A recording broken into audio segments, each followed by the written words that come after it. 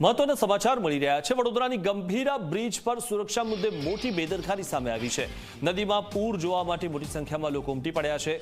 હાલમાં બ્રિજ પર કોઈ પોલીસ જવાન હાજર જોવા નથી મળી રહ્યો। મહીસાગર નદીનું પાણી જોવા માટે મોટી સંખ્યામાં લોકો ઉમટી પડ્યા છે અને આ બ્રિજ પર જઈ રહ્યા છે, જે બ્રિજ પહેલા જ તૂટી ગયેલો છે અને તે બ્રિજ પર લોકો પાણી જોવા માટે જઈ રહ્યા છે। ઉલ્લેખનીય છે કે લોકોને ખબર છે આ બ્રિજ તૂટી ગયેલો છે અને જર્જરિત હાલતમાં છે, છતાં પણ લોકો આ બ્રિજ પર એટલા માટે જઈ રહ્યા છે કારણ કે પાણી જોવા માટે તેઓ આ બ્રિજ પર જઈ રહ્યા છે અને આ દ્રશ્યો જે સામે આવ્યા છે, આ મહત્વની વાત એ છે કે અહીંયા કોઈ જ પોલીસ હાજર નથી। આ વિશે વધુ માહિતી મેળવી અમારા સંવાદદાતા મિતેશ પાસે। મિતેશ, ફરી એકવાર શું આ બ્રિજ પર દુર્ઘટના સર્જાય તેની રાહ જોવાઈ રહી છે? તંત્ર તેની રાહ જોઈ રહ્યું છે કારણ કે કોઈ પણ પોલીસ અધિકારી નથી અહીંયા કોઈને રોકવા ટોકવા માટે।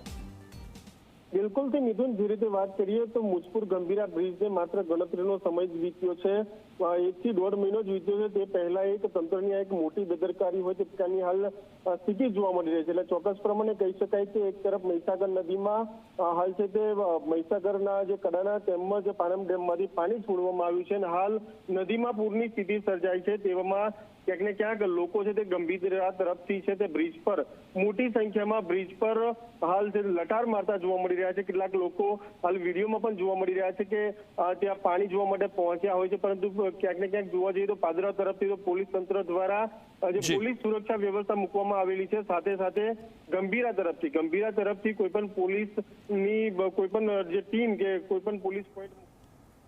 જી, આભાર માહિતી આપવા બદલ।